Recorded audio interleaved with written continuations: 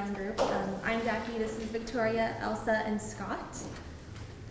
So we didn't want to bore anyone with the facts they already know about Goodyear for our group's league because we did a lot of research, most of the same from the Blackboard page.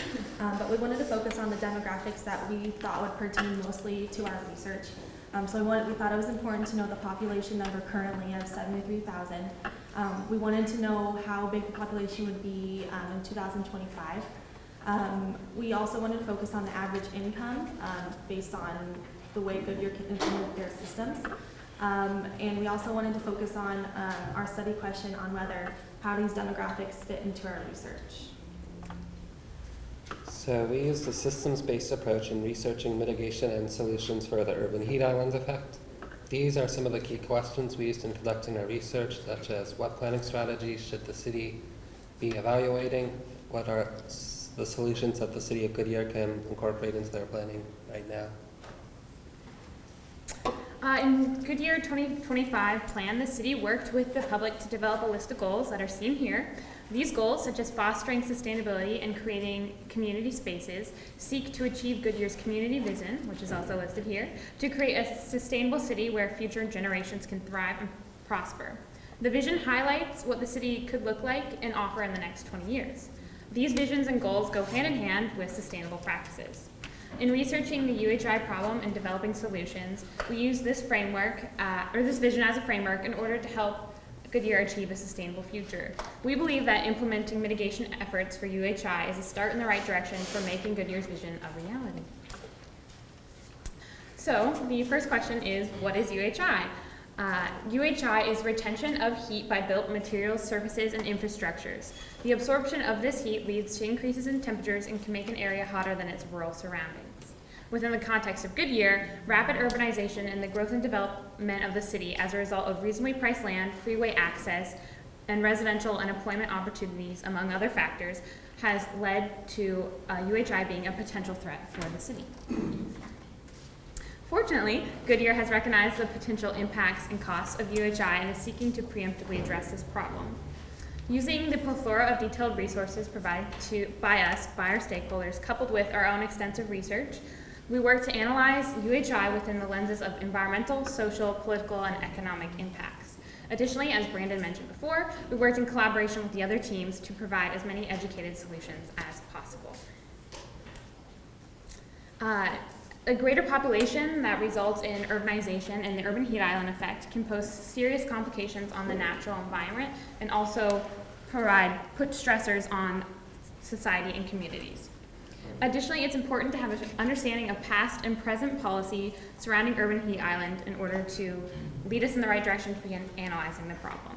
The environmental, social, and political impacts of UHI will have long-term economic costs, the burden of which can be reduced by taking action now. Some of the impacts of UHI include increased energy consumption as a result of a higher demand for electricity to maintain cooling. Higher energy consumption and use of electricity leads to more fossil fuel use, which also has a variety of reinforcing issues, such as the use of coal and nuclear plants, which involve a lot of water to produce. Additionally, relying on fossil fuels can lead to the exhaustion of non-renewable resources. Furthermore, the use of non-renewable resources and fossil fuels to cool the city can lead to air pollution and greenhouse gas emissions.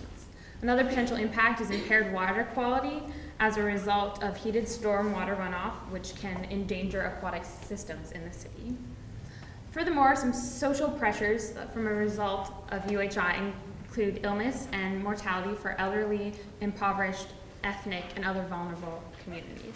And finally, as a result of climate change in the city, there can be a decrease in tourism because Goodyear and other cities in Arizona rely on many outdoor activities for their tourism sector. The discomfort provided by UHI can lead to a decrease in tourism. So all the groups that we've been working with, all the recycling groups and everyone, we all think that we found a common string of education.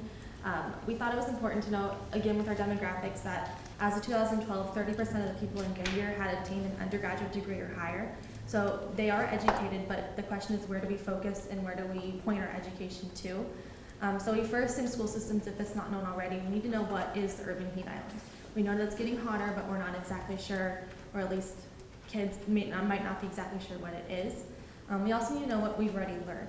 And an important thing to mention in school systems that this is a somewhat new phenomenon as of, we still have a little bit of time to figure it out, not too much, but we can start working towards it. So we have to ask the question on how we can start our education. I think the best way to start, as of the other solutions, is in the community.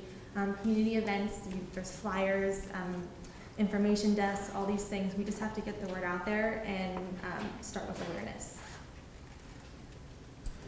We came up with several urban planning approaches. One of them is to discourage the use of automobiles, as automobile pollution is one of the causes of the urban heat island effect. One way to do this is to plan for a high-density walkable environment, as they've been known to have less pollution and people can walk to their destinations as opposed to drive.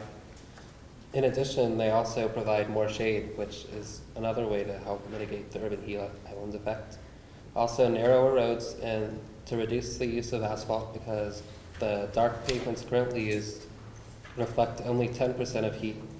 And like the previous group mentioned, lighter pavements with lower albedo would also help decrease the urban heat island effect. In this same principle, the lower albedo cool colors can also be used on roofs and building materials.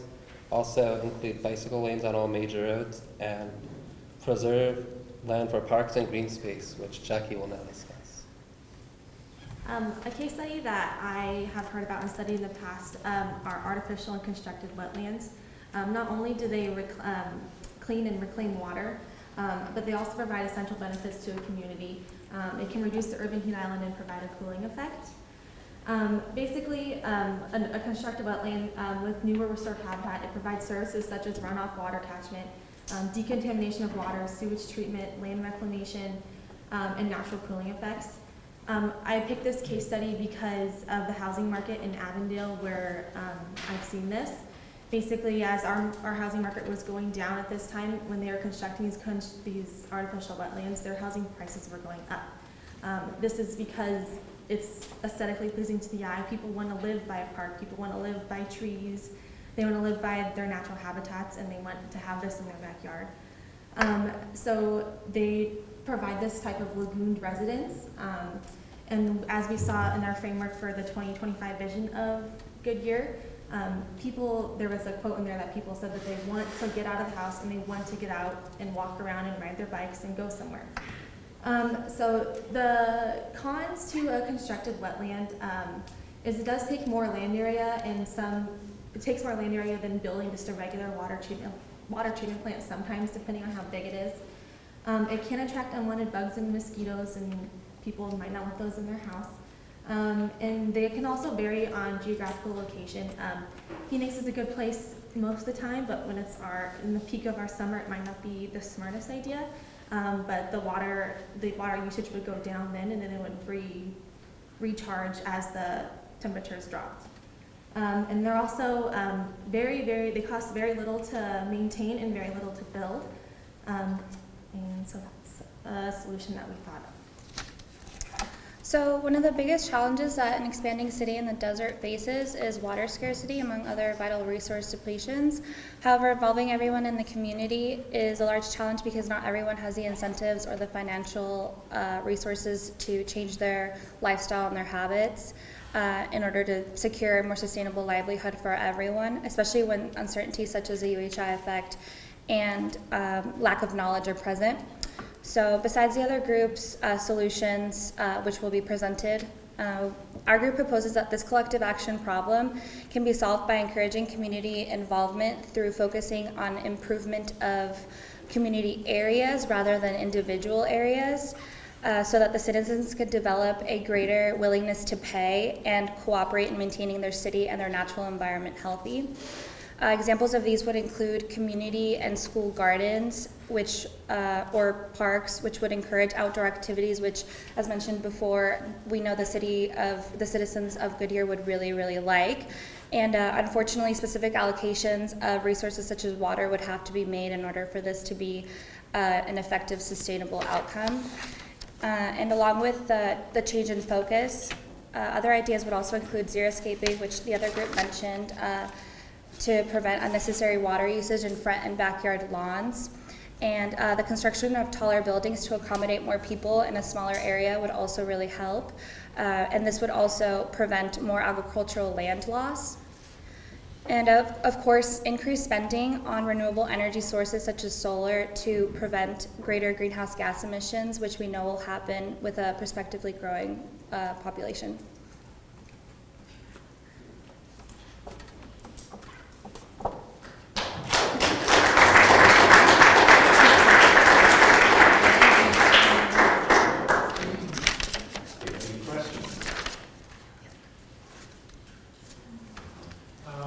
Great presentation. Got a question. You had mentioned narrow roads as potentially a reduction in the buffering the urban heat island. Roads are constructed for the largest user, which is tractor trailers who deliver goods and so forth to the city. So how would we address that with narrow roads? Just kind of like just kind of using asphalt more sparingly, possibly having less lanes, but still enough for the tractor trailers. Okay. Yeah, because we would really like to make it so that more people use bicycles instead of cars. And I mean, obviously there needs to be a focus on the size of the vehicles that need to drive on that road, but we want to make it so that more people resort to riding their bikes. Therefore, adding a bike lane would really help. Any further questions for you? Okay, let's stay. I'm sorry. Yeah. I don't want them. You mentioned artificial wetlands. I agree they would be. I think it'd be a great buffer. A lot of percent of Goodyear is agriculture right now, which is doing a great job, and of course that's all going to be converted to urbanized development. However, could you explain the trade-off and how it would work from the water resources component and the urban heat buffering component? How that trade-off? How much water? More water needed for wetlands when water resources are really scarce. How that trade-off occur? Well, it would depend. There's 3 different types of wetlands. There's the type of underground ones that look more like a marsh. There's the pond wetlands that have the vegetation around them. And I think for Goodyear, the best one would be the pond version of it because they do use less water. The water in the pond is constantly recycled through the vegetation on the outside. So it's not very efficient in the summertime, obviously, but it's still there and it still provides some type of buffer. And it'd be most effective during the colder months and the not as hot ones. And so there'll still be a water for trade-off. Obviously, to build it at first off, there will be a lot of water used, but after that, you're not constantly refilling your pond because it's constantly reusing itself. And we could do more research if you would like us to and provide that for you. You're proposing reclaimed water as a water source? Yeah, reclaimed water. Mm-hmm.